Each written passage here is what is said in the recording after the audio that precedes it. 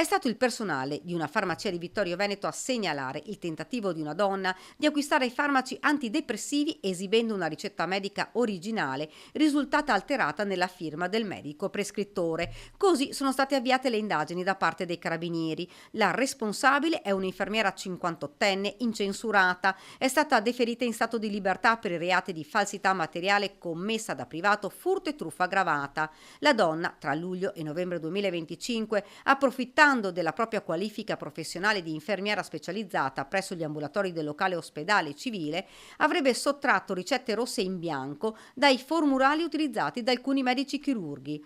La perquisizione domiciliare eseguita dai militari dell'Arma ha permesso di trovare varie confezioni di medicinali antidepressivi già acquistati, nonché ulteriori ricette ancora non utilizzate, tutto sottoposto a sequestro. I medici coinvolti, quali parti offese, hanno formalizzato la denuncia.